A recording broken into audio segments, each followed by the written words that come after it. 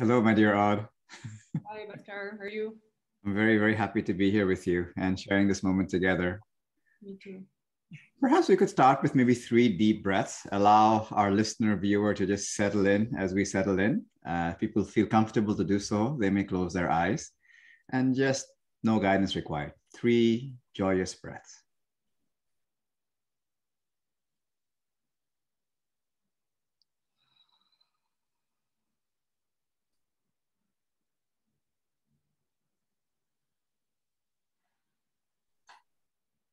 Mm. Landing. So just to set the scene and set the context, I met dear Aude, I don't know how many years ago, maybe 5, 6 years ago. It was an event, and I was taken by the word bright. I found there was a certain brightness in you, an intelligence, a wisdom, a healthy glow, and I'm always inspired by people who have something that inspires me, and which is why I collected out, and then we've had some great conversations since then. You have shared your wisdom and insight into guiding this nonprofit Dana, which is a generosity-based movement. And I just want the world to discover you the way I have. And one thing that really comes up for me very strongly when I think of you is the expression self-care. I could tell that you are somebody who really is very sincere about this. And maybe that could be a good place to start our conversation. Yes, I love that. I love that you said that because it's a big part of my life. I'm a Taurus. I'm a body person, and for the longest time, I was trapped in my mind. And as an intellectual woman, I thought that's where I ought to be, right? To be thinking, to be controlling, to be moving things forward from my head all the time. But as you know, that can be very draining. You're obviously a yogi, it's a big part of your life. And so at 27, I embarked on this huge, on this 7 year adventure that I'm still in now. I left the corporate world, I left Boston, and I moved to California, and I discovered so many modalities.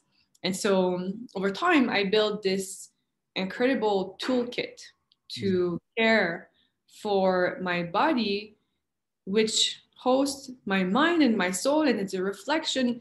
It's this trinity that works together. And so when we care for our body, automatically everything else works better. So some people, obviously in the self-growth world, we talk about this. Self-care isn't selfish. It's vital, right? But how? Like, what is self-care? And I think for everyone, it looks different. People often ask me about my morning routine. It's something I've been developing for many, many years. I'm very disciplined with it. Wherever I am, even in an airport, like taking an early flight or, in a small cramped hotel room, I will make room and space and time for yoga, for qigong, for stretching, for breathing. And I can I can feel such a big difference when I do it. And like the 10%, no, even less, but it's rare that I don't do it. Sometimes something will happen and then I'm like, and then the day feels weird. So things are not so in flow. And I'm like, what's different today? Like, wait a minute. Yeah. The foundation for my day is this, it really is my morning routine. And so it's been a long journey for me to go from my head to my body. A lot of people say the head to the heart, but really it's all connected, like when my body feels good and in flow and open and the energy can flow freely, my heart can beat better. And it's this opening, and it's all, we are incarnated. And so much more of what we think this experience is physical, it's electrical, it's mechanical, and it's energetic, but there are no separation between both. It's almost like we see like the emotional, the spiritual, and the physical, the energetic, but it's all one. It's all reflections of each other. So And it's so much faster for me to dance, to stretch, to do breath work, than what to go to therapy, to go talk about my problems, to think about my childhood trauma. Like, you know what I mean? It's Sure, yeah. we have this gateway to access all level of beings through the body, this wisdom that we must tap into. So for me, it's the greatest gift. It's been the best shift in my life for me to connect to my body, to understand what it wants. I feel so much of what you've expressed. I too grew up with this intellectual gift, let's call it, but also in a society where intelligence was held as the pinnacle of achievement. You know, it's your intellect that matters the most. You know, and the exams, the grades, and all that kind of stuff. And it was also quite something to understand. There's an entire terrain of this information, energy, intelligence, and like you said, they're all subtle to gross manifestations of the same thing. You know, this from the physical to the electric and the more subtle. And that discovery took me by surprise. I was like, I was not expecting that. I got into that world because I had a back pain. So that was my entry into that world. I was playing semi-professional tennis, lifting heavy equipment, and you know, in my part-time work, and my back just kept spasming. And that's where I discovered this yoga master who completely changed my life and changed my understanding of life. And I'm wondering, was there a tipping point for you that sort of invited your curiosity into self-care or into that inner world? Yeah, I'll, I'll try to summarize the story, but let's go back to when I was about 10 years old. And at that point, Sekou Koivu and Lance Armstrong, big athletes, had cancer. And so I remember being 10 and I had a tendency for being hypochondriac. And at that point, I became so afraid. I was like, if athletes are sick, well, we're doomed. Mm. And I remember being a child and blowing my birthday cake and wishing for a happy, healthy life. Like, but like, what child like thinks about like longevity, you know, like health? And so then I started to read about cancer prevention and antioxidants, and I would put turmeric everywhere, blueberries, and I was an intense little human being. And there was a good side to that, you know, it got me into health. But also, if it's done, if we care for our body and we want to detox all the time and it's done out of fear, the fear of death, if the intention is fear, if the root is fear, then the result can be quite toxic sometimes. Mm. So I just wanted to be in the light. I became vegetarian, and if it works for people, that's beautiful. For my blood type, for the type of body that I have, my ancestors being Canadian, for me, it was actually very detrimental to my body. Mm. But there was this long, deep exploration for me as to what was work, like trying to be in the light and to be the healthy as I could be. And so this quest led to a lot of education and growth.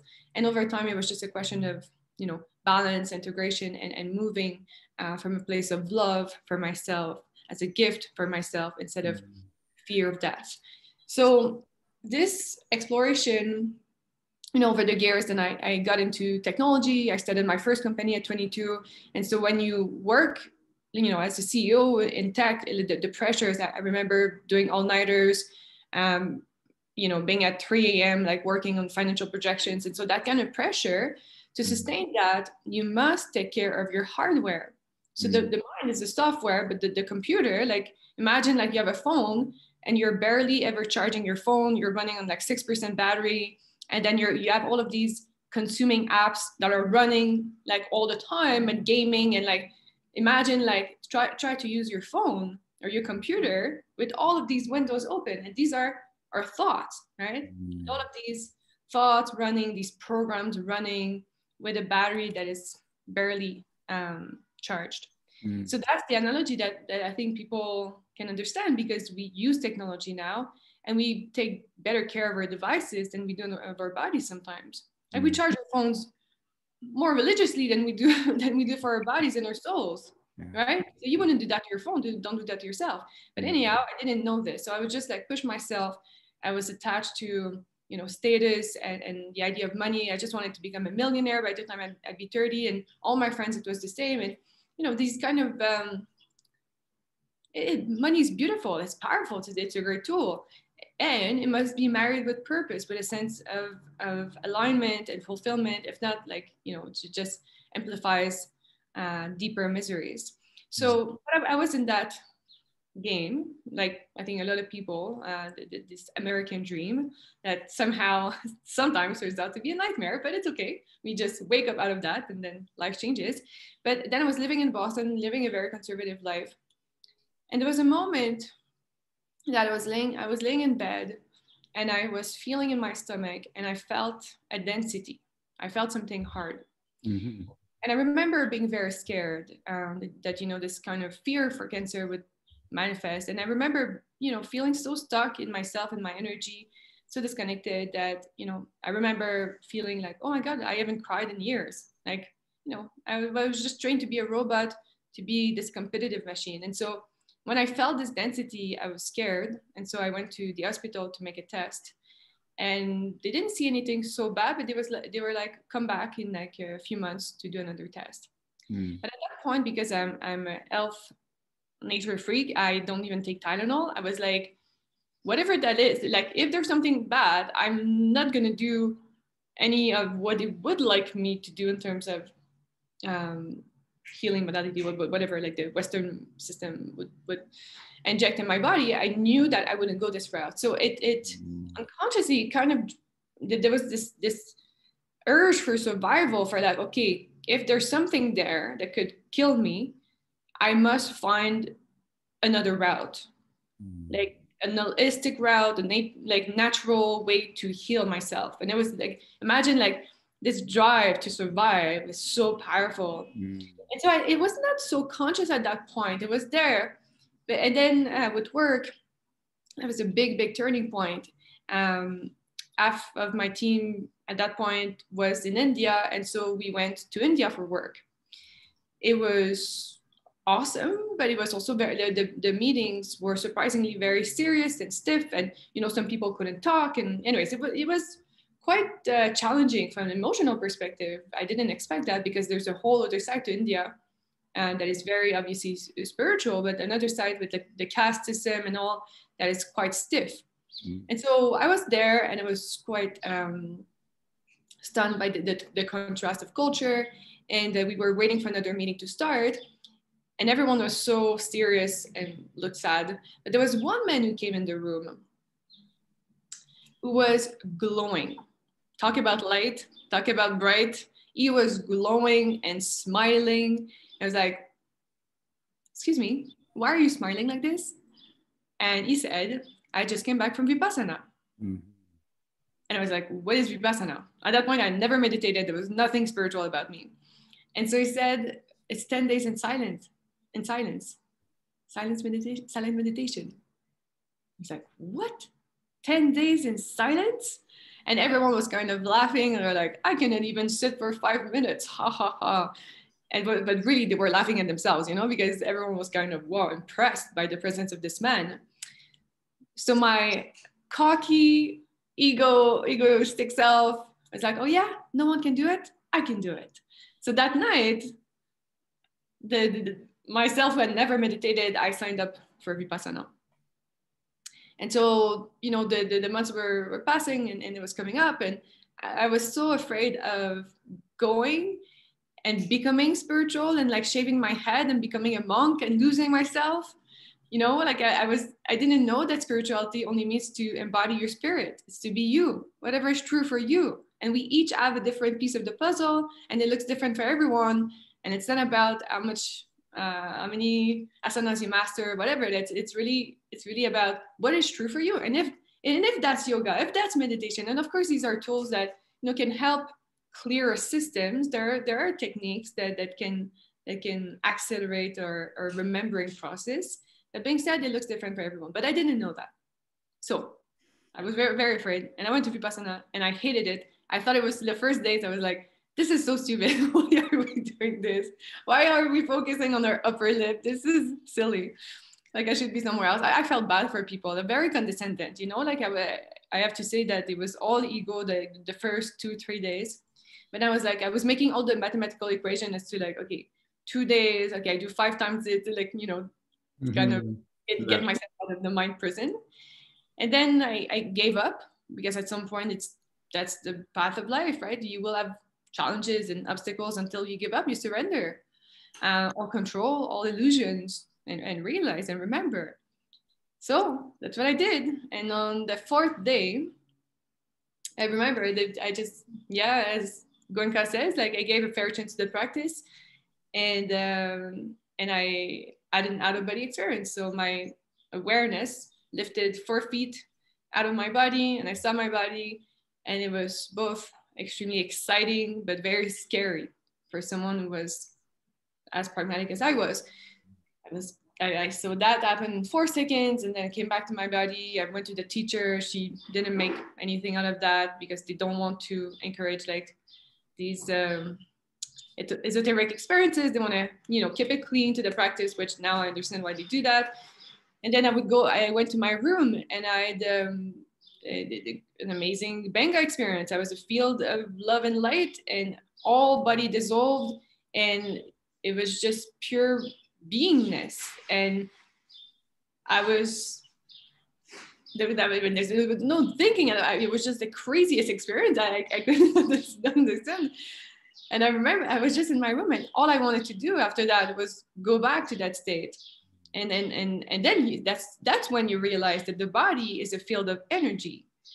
Like when you and the more attention you bring to it, it's like you unlock the illusion of density.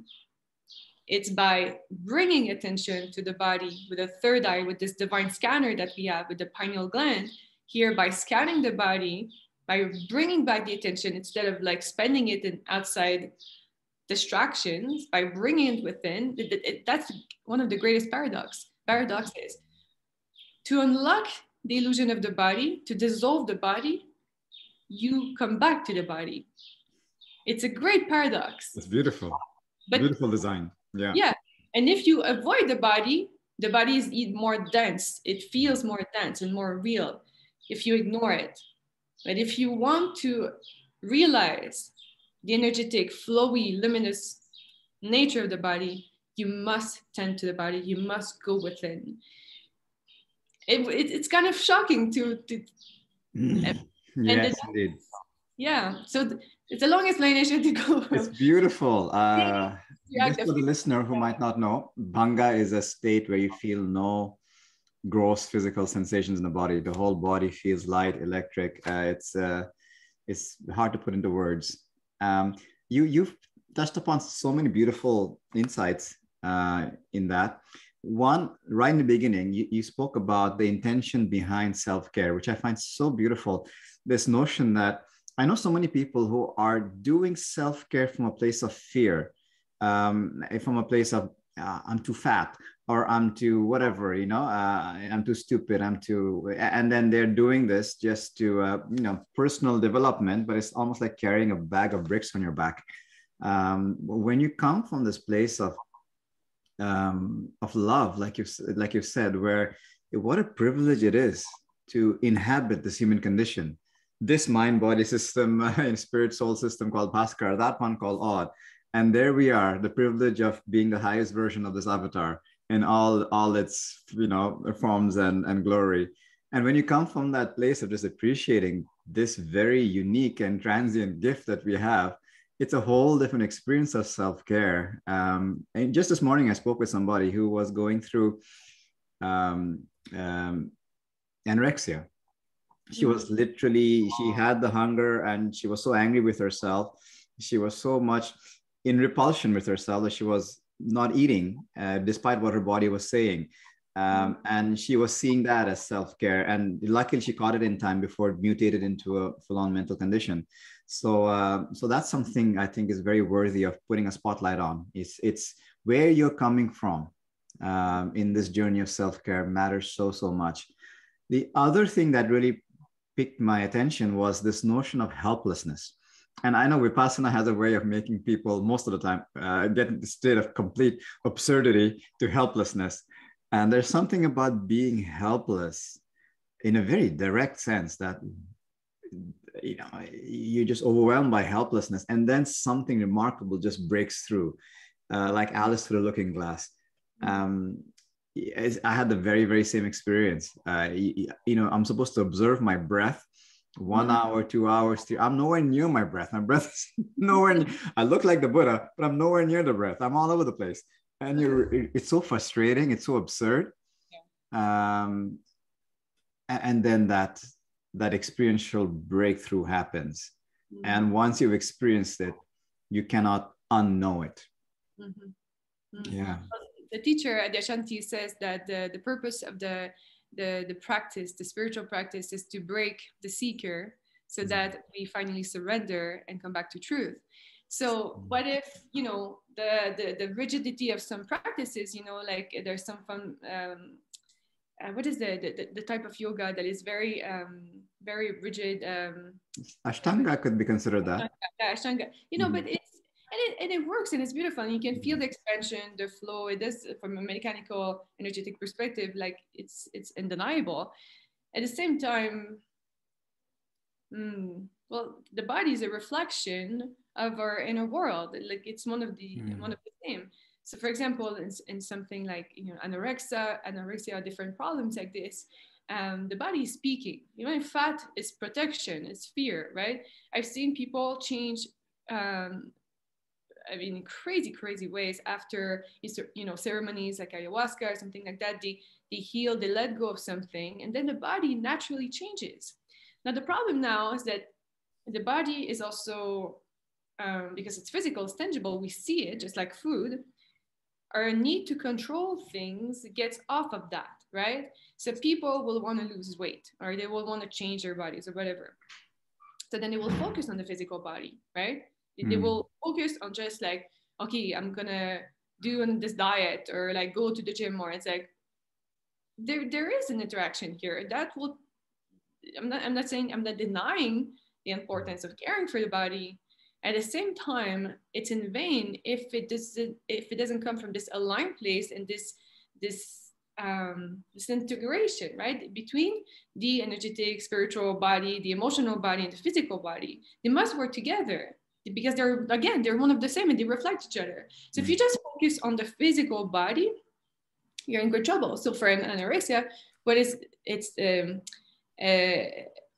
deep fear of taking space, of being seen, or whatever it is. But the elements, they go deep and they're rooted in the unconscious.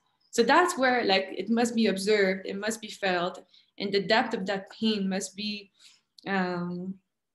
explored for self-care, for all of our health practices to bear fruit, to be anchored. If not, we're just, again, victims of a system that, you know, productizes the body and health and supplements and fitness and so on. I mean, there are ways to do yoga and drink a green juice while hurting your body. If I go to yoga now and my intention is like to fix myself because I'm not enough and I should do this to be spiritual because deep down I think I'm a bad person, and I'm drinking the green juice because I think my body is dirty and full of toxins and I must like clear this obsession. You know, I lived in Ubud in Bali, and there's like this great cult around this obsession with purity, this attachment to light. Now I love light and we are made of light. We are light beings, and light's the foundation of all manifestation, sure. And light cannot exist without darkness. And so it's like this, if we cling to the light, we actually fuel the darkness, fuel or shadow. For the longest time, you know, I lived in total almost like 2 years in Bali. And that's like the mecca for self-care. Like if you want to go have massages and do yoga and all types of modalities, I mean, there's nothing in my opinion, from what I've seen with all my travels, Ubud, Bali, Ubud means medicine. Now there's a beauty to that, and it looks so beautiful on Instagram pictures. And the dark side of that is the cult of the attachment to purity, to purifying the body, which actually is a rejection of the body. It's a rejection of the animal nature. It's always wanting to ascend and transcend and get out of the body, right? I'm all for meditating. I'm all for you know, feeling high naturally, and Benga is beautiful. But we are here incarnated for a reason. An invitation is not to transcend the body. The invitation is to find God within. The invitation is to go deep within. The invitation is to come back here and now and to go in this universe that we are represented and projected in form. But we must become aware, like in the spiritual, and I Oh, think yeah. more, we're talking more about the shadow. We're Yeah. talking more about sexuality now. We're talking about that it's our aliveness. It's what makes us human beings for the time of this incarnation. And when we die, we go back to source. It goes by in a flash. So while we are here, that's the invitation, is to find to integrate, to embody. But for the longest time, at some point I was a fruitarian. At some point, I was meeting people who were, I was just eating fruit, and I just wanted to meditate and do yoga to transcend human form. But it was a deep rejection of my body. I hated my body because it felt, it's imperfect. Yeah. There's scars and hair and fat, and we fart and we need food, and it's like there's something that feels like sometimes so like heavy and like wow, what is this animal body? And then it's like, and all it wants is love and attention and presence, and as we do so it softens. But we must, like, that for me, and still to this day sometimes I can see tendencies to cling to the light and perfectionism and purity, and like, so for me that's the work. It's like for me, that's why nudity, sexuality has been a big exploration, because I was in deep rejection of all of that.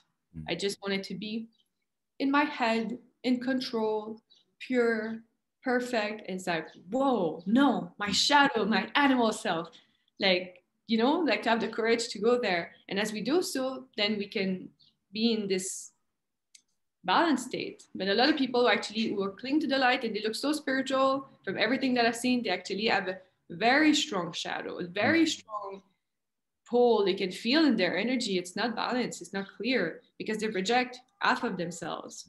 And so, like, as Goenka said, like the bird cannot fly with one wing, right? You need both sides. And so it's been a big journey for me, like You're pointing to something very subtle and very, very much on point, because it goes back to a need to prove something or promote something or defend something. Look, I'm a pure human being. Look how wonderful I am. And that can creep into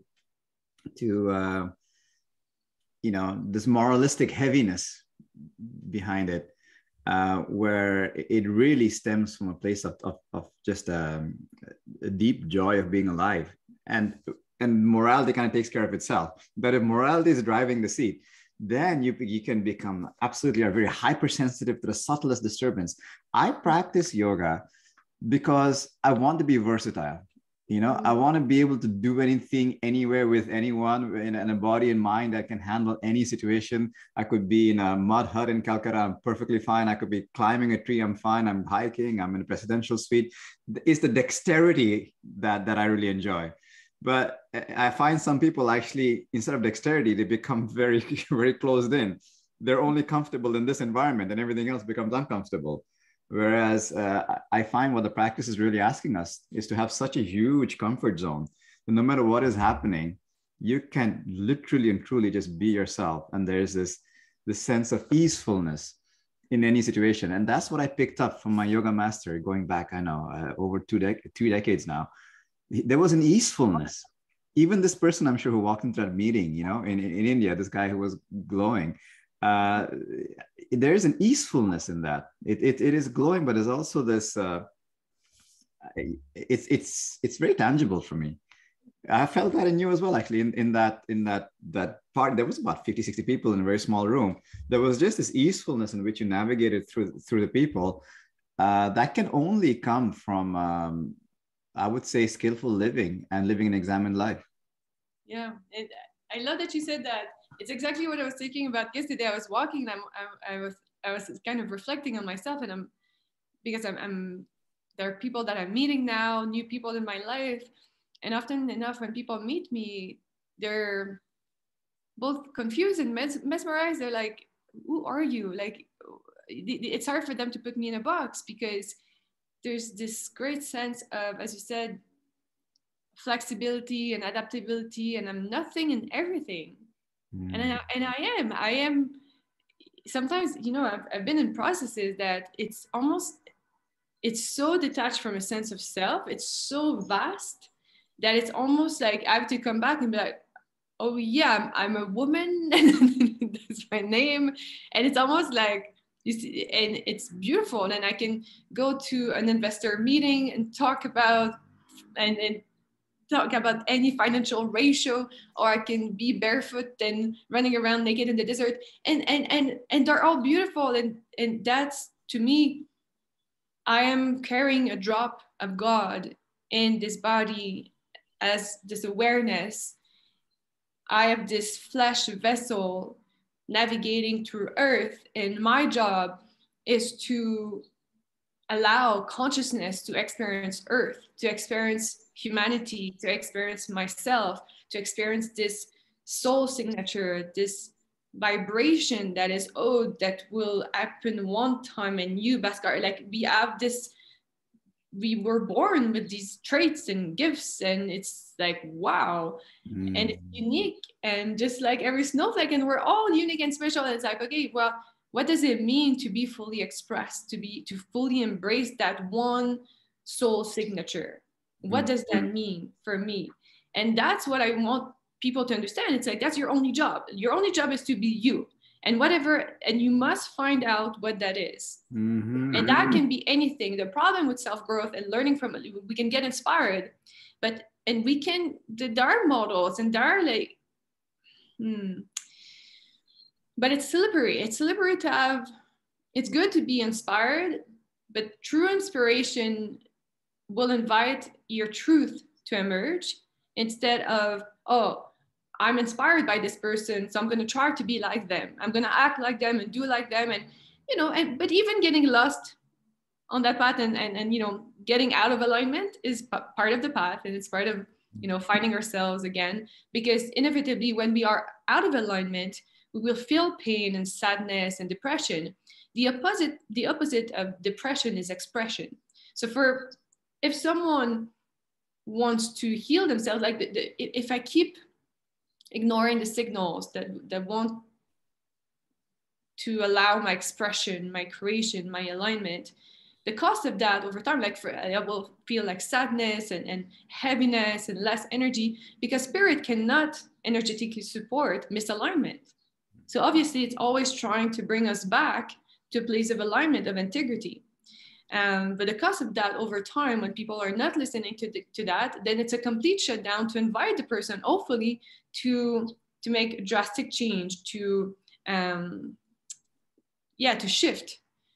The problem now is that we have medication that allows us to stay in these misaligned relationships, employment, location, and we're not at the right place.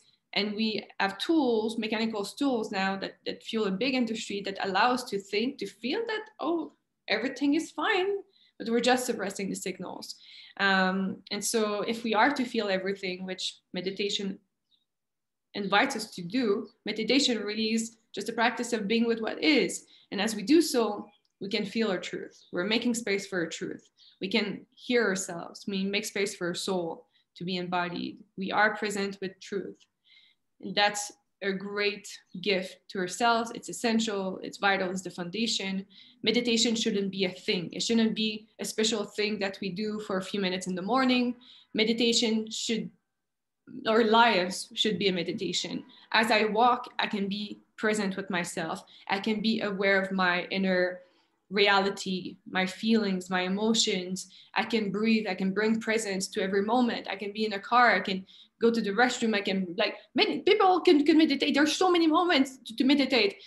But now we have phones, and they're so much more gratifying, and they give us cheap dopamine, and we're like, so there's no more waiting doesn't exist anymore. People don't wait anymore, because if I go to see a friend and I'm waiting, why would I take a moment to be with myself and to look at the sun and to feel the fullness of life? Because I can be on my phone and look at Instagram, right? Much more exciting. But every time I look at my phone, I'm spending my most precious currency. I'm spending my attention. I'm externalizing my my gut nature, I'm spending this flux of energy. I'm emptying myself of energy, and I'm investing energy in outside sources that are really not serving myself most of the time. Social media technology is great as long as we use it to connect and to create. If we're always consuming, we're depleting ourselves. So it's really important to be mindful as to how we use technology. It's going to be a big, big challenge for Okay. humanity. Yeah. Wait for the metaverse. It's going to get even more complicated. I want to pick up on something you expressed right in the beginning, this notion of knowing yourself deeply in this avatar form. There's so much happening here. You know that thanks to my ancestors, I'm safe and here with you right now, and all that came with that, all the ancestral memory and heritage and thoughts and ideas, everything inherent in me, skills, gifts, attributes, and taking a good stock of that, understanding what this avatar is about and its place in this time, in this plane of existence, and to wear that loosely. This notion of neti, not this, not that. There's an awareness behind all of this as well. So there is this Bhaskar avatar, and because I can wear it kind of loosely now, what's happening right now? I'm drawing with my daughter. Okay, so I get right into the avatar of a papa drawing with his daughter. What's happening right now? Oh, I'm having a business meeting, so get into the avatar and all the gifts that come with it of a Bhaskar and a business meeting, and you can have kind of fun with all these different avatars, realizing yeah, that's what the avatar is right now in this living, breathing moment. But there's a looseness in how you hold that avatar, so it doesn't become so sticky. It's not caught up in some kind of achievement or need uh, to get somewhere. You know, there's just a full on diving deep into a very, very human experience. I remember this one time, going back many years, I was doing a Bikram yoga class. I've almost never do Bikram. It just happens to be one of the first times I went to Bikram yoga class. And I was just blissing out, doing my yoga. The instructions were a little bit militant for my liking. I like it doesn't matter. Okay, I'm having fun. I'm doing my yoga, and then this instructor comes to me and says, less than 5% of people can do that posture. And I wasn't even aware I was doing anything special. I was just really enjoying my breathing, my body, this sort of a thing. And apparently it was something special. But so there is this experience of how these moments of excellence come from an effortless, joyful place. Yeah. Amen. It's so what you just said is such a key principle of creation, of flow state. And most of the great ideas we'll have come when we don't try to have them, when we become empty. When I coach people, the first thing I do before the call starts is I empty myself. And I remove personality, I remove attachment to self with the ego, right? All sense of identity and this I should be like this, I should like that. But the ego is great. It's my visiting card. It's what allows me to have this conversation with you. Without my ego, there's no other, there's no self, there's no observation. So we came here divided to be able to observe each other. It's beautiful, great. Division is essential for connection. There's no connection if there's no division. Awesome, great, the ego. Okay. Now, it's wonderful, but if the ego is great, if it, as you said, it like we make space and we relax and it's the attachment to identity that is a problem. It's not identity in itself. But if people realize that, anyone listening to this, you are so much more than you think you are. You have all of these sides. And if you bring yourself in the situations and the meetings and the adventures and the travels for you to make space to feel into these other sides, you will be pleasantly surprised. That's something that I coach couples as well, and that's something that I tell people. It's two people have a role, right? They have like, I'm like this, I'm like that, and then they have this dynamic, and over time it gets boring, it gets tiring, because there's no expansion. Consciousness wants to expand, it wants to have an experience through, it wants to meet itself through all of its forms. And so that's why this self-discovery, newness, trying new things, learning new things is extremely nourishing to the soul, because consciousness is curious. It wants to know new things. It wants to experience itself. If you live the same day over and over again, it's the death sentence to the soul. It's really, it's suffocating. It's a contraction. So ways to do that, practically speaking, are to switch dynamics, to try new things, to do role playing. And then someone could be like, well, if I act like this, well, it's not me. It's like I'm being someone else. It's like, but who is you? Who are you?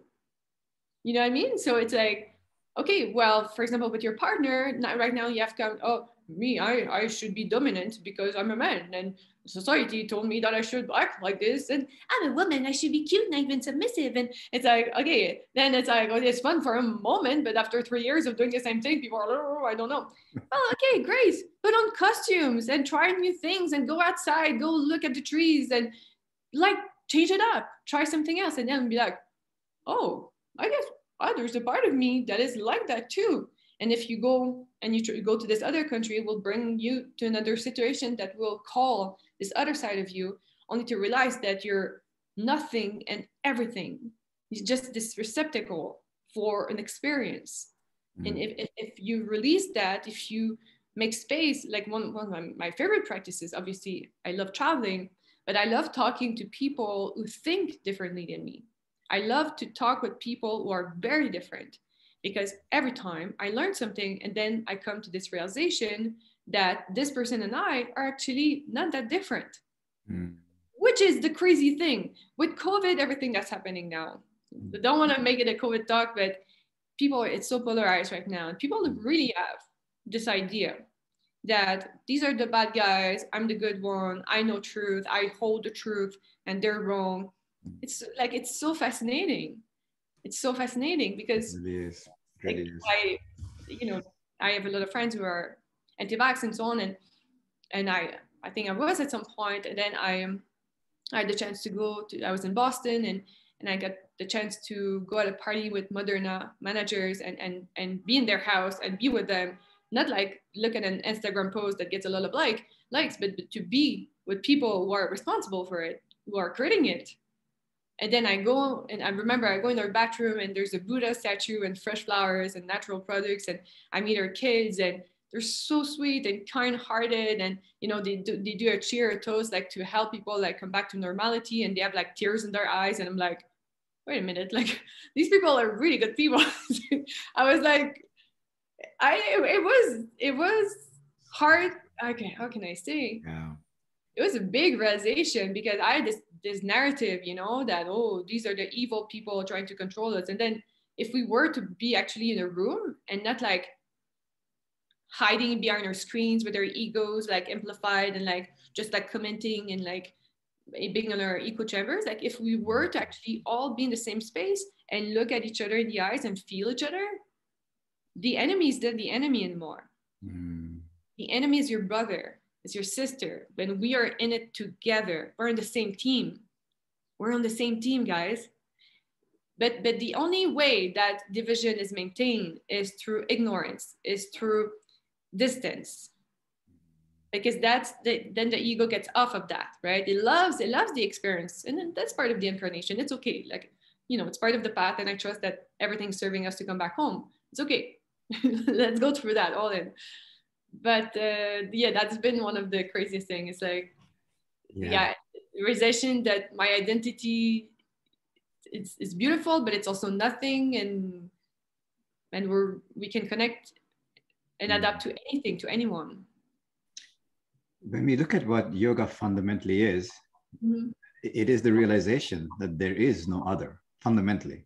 It is just, different manifestations interacting in this game called Leela, this game of life.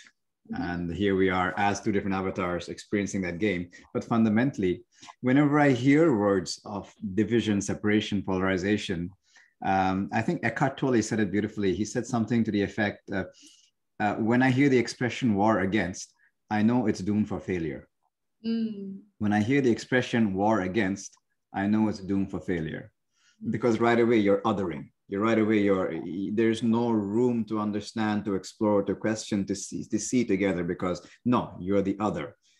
And I'm also reminded of this beautiful quote by Sadhguru, who said, um, no war is ever started with "I don't know." War is always "I know."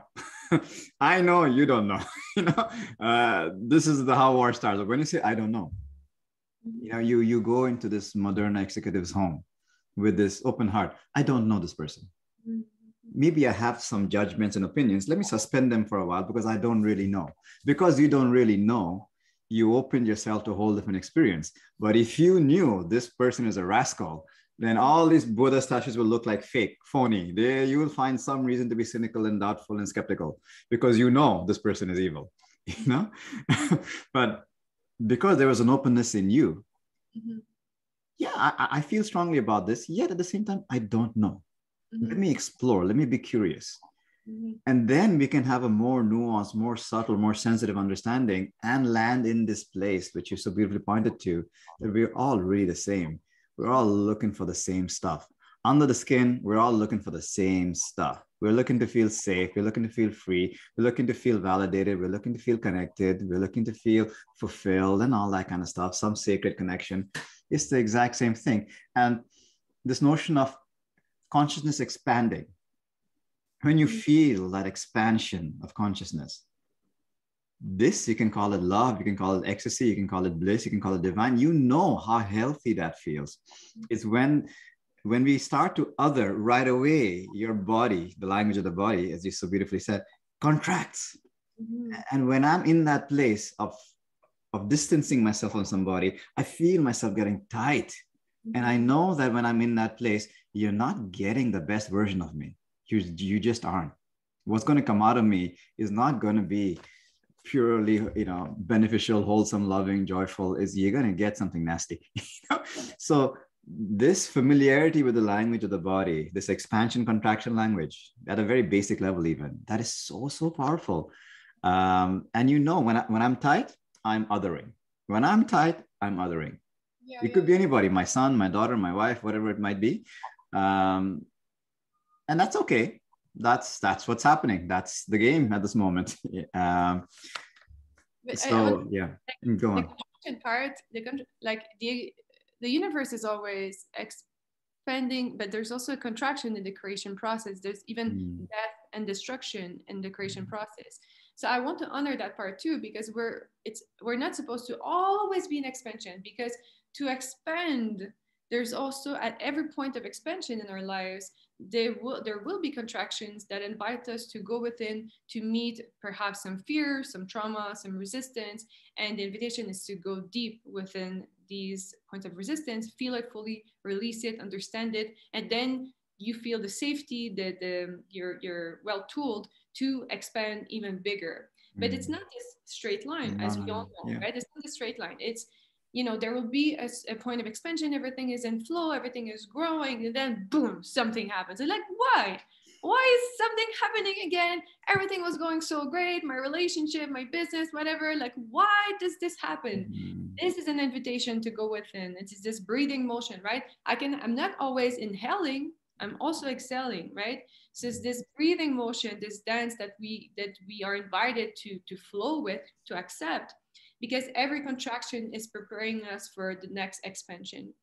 I want to go back to like the aspect of connecting with people, making room to let go of judgment, of identity, because, with COVID, there's been a lot of division, with disconnection. And I'm in Mexico City right now. I've been traveling even throughout the pandemic, and have been making a lot of friends. And every day I meet people, every day I have great conversations, and I hug people. And that is also self-care. Loneliness kills more than obesity and smoking. We must talk about the importance of human connection and human touch if we are to be healthy. That is yoga too. That is spiritual practice too. Absolutely so. It is really important. I can be isolated all day long and be drinking all the green juice in the world and doing yoga and breath work. If I'm not connected to people, I am dying, because I'm a cell that is isolated from its body. We are an organism. We are meant to be as one. We are one organism. And as long as we're not functioning together, we're not aligning the function of the body, of that great body that humanity is, we are dying. So it's crucial for us to realize all the illusions, all the things that are standing in the way of connection, such as being right, attachment to false truth, to relative truth, that are just mere perspectives that can change at any moment. For me, again, there was a long time that I was quite righteous, very much in my ego. Of course, I still have an ego, but it's much more in check now. I'm aware of it. I used to know, I used, no, I used to be the president of the debate team, so I was trained to kind of, be right and debate. And then I was like, okay, I'm vegan. Okay, veganism is the only truth. And anyone who's not vegan is a bad person. So I would bring that energy and it would go against connection, like people would feel shame and judge. Beautiful. It'll go against connection. Yeah. And so, but to me, it was like for the animals and so on, but it was getting in the way of what my body, the nourishment that my heart and soul really needed. I was depleting myself. But again, it was this attachment to fast light. Like I'm a good human being because I'm vegan, blah, blah, blah.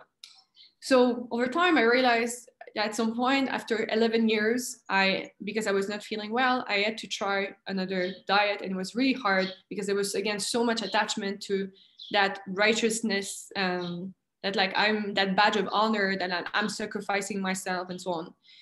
But I did, and I tried fish, and then it felt so good for my body. It was really helpful to my health. My hair started to grow again. My skin was better. My weight got better. So it was undeniable. But my ego got a big kick in the ass because I had told everyone that being vegan was the only truth.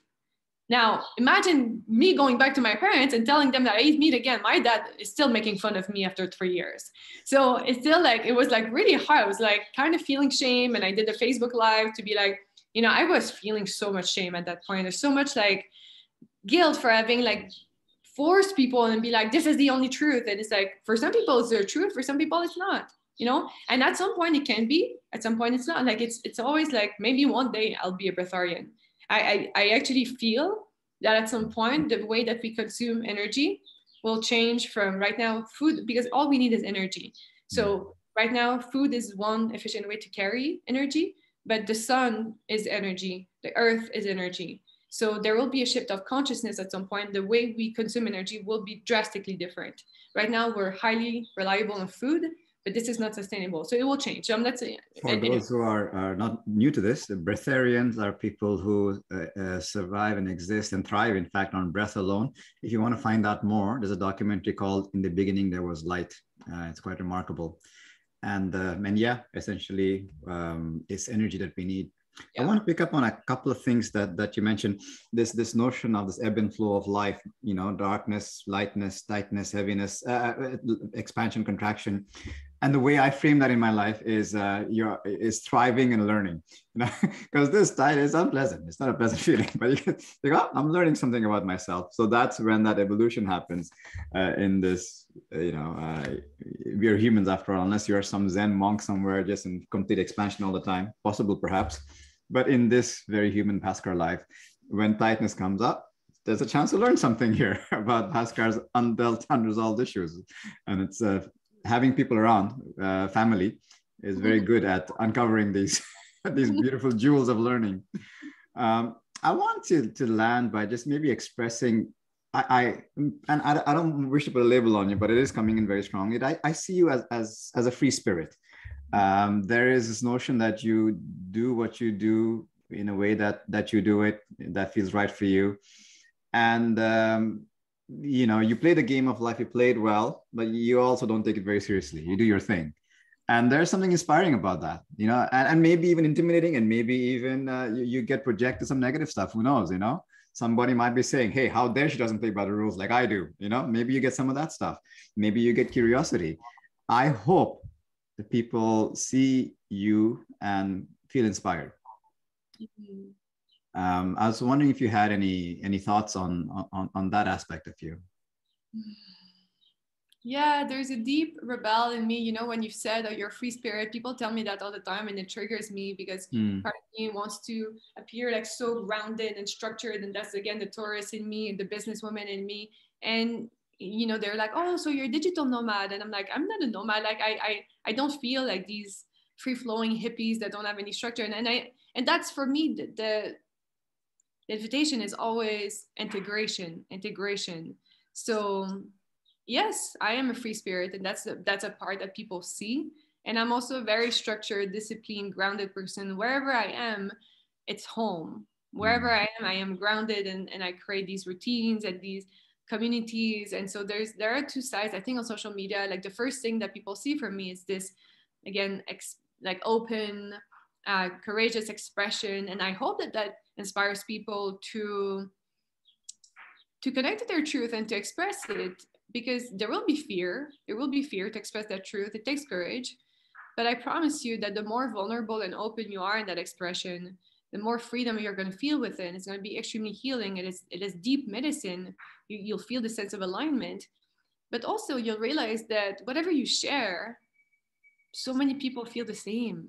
And you think that, like, oh, my problems and my fears and my reflections is so unique, I don't want to share this, I'm going to keep my secrets. And it's like, no, like it's actually, like, it's unique in a way, in the way you live it and experience it, but the wisdom that comes out of it and the reflections, we all have so much of the same within.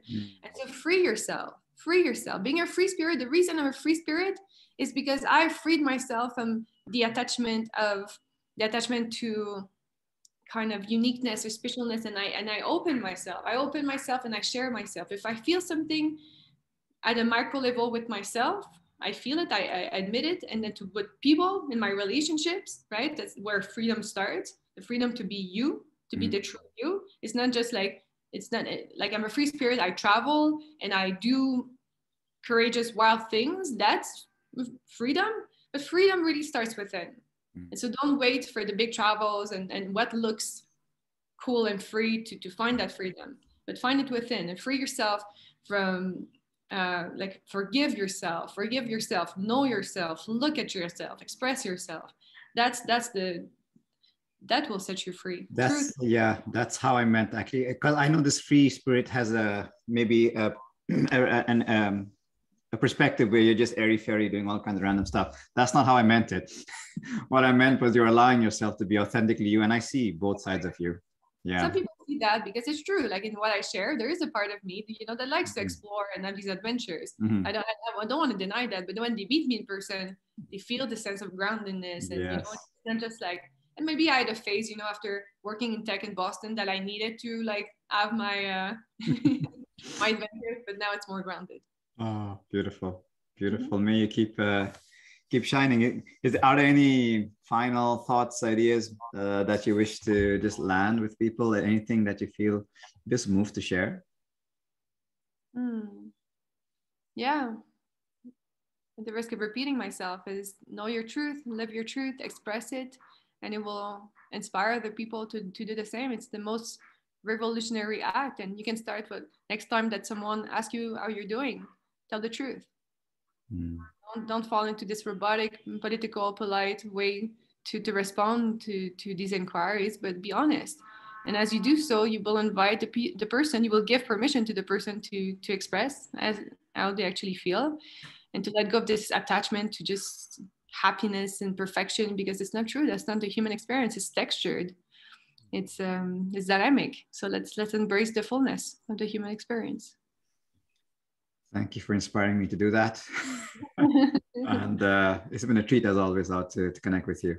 This was really, really special. Thank you. My pleasure. Thank you so much for making the space.